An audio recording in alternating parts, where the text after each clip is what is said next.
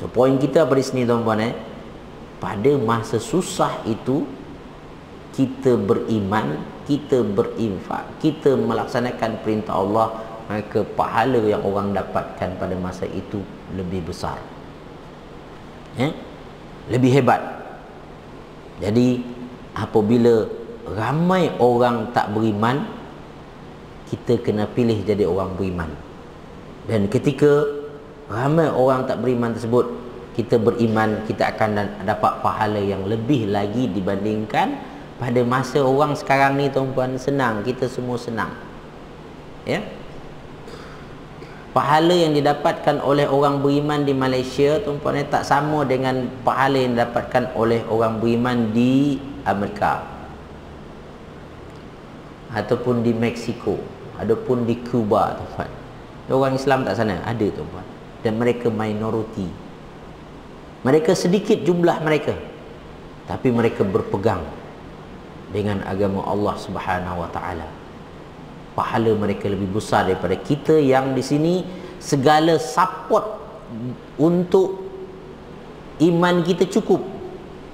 Masjid, kerajaan beri bantuan. Alhamdulillah, kan? Kalau di Mexico agak-agak kerajaan orang bagi duit tak untuk masjid tu? Tak ada tu tuan-tuan. Ya. Alhamdulillah tuan-tuan.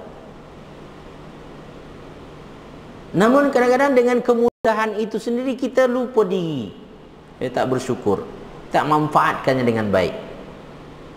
Ada kawan bercerita tuan-puan, dia kerja di Amerika dahulu. Dia kata dia ada sebuah di satu tempat di Amerika, dia kata satu masjid itu kalau nak solat Jumaat terpaksa bergilir sampai 3 kali.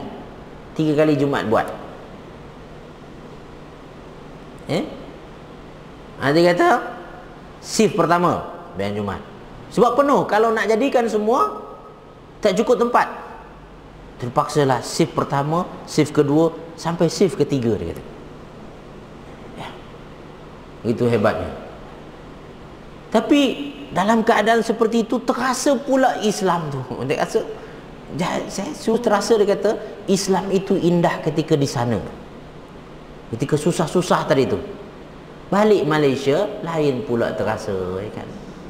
Umat Islam masih bergaduh je sama kita, dia kata. Kat sana rasa strong, gitu. Rasa hubungan sesama kita tu sangat kuat, gitu.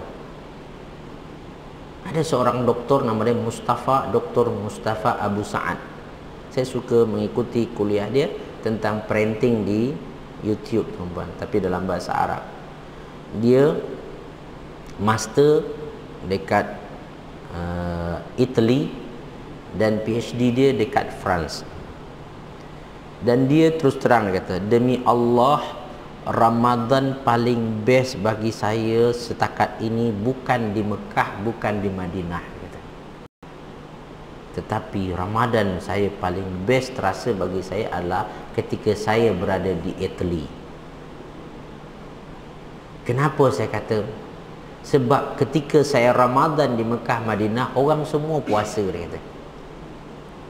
Tapi ketika saya Ramadan di Itali, dia kata, saya seorang puasa, orang semua makan, dia kata. Maka masa tu terasa betul saya tu puasa, dia kata. Betul tak? Ketika semua orang puasa, kita tak ada apa, tak ada nampak sangat, biasa je, kan. Tapi ketika orang lain makan semua, orang lain minum semua, kita seorang puasa, maka ketika nampak cendol tu, kan, oh meleleh air liur, tapi teringat aku puasa tahu, ya. Lalu kita tak ikut. Maka dia kata, saat saya rasa Ramadan paling best tu, dia kata, ketika saya berada di Itali, kata. Apa sebab? Cabarannya besar. Nampaknya manusia tu, ketika dicabar manusia itu, mereka ni lagi hebat sebenarnya. Ketika manusia itu tidak dicabar, teman, dia jadi lemah. Orang Islam terutamanya, ketika tak ada cabaran dia jadi lemah. Maka Allah kadang-kadang untuk bagi manusia ini kuat, tuan-puan, dia datangkan ujian-ujian. Ujian tu supaya dia kuat sebenarnya, supaya dia boleh hadap di jati diri, jadi makin mantap, kan. Oleh itu jangan kita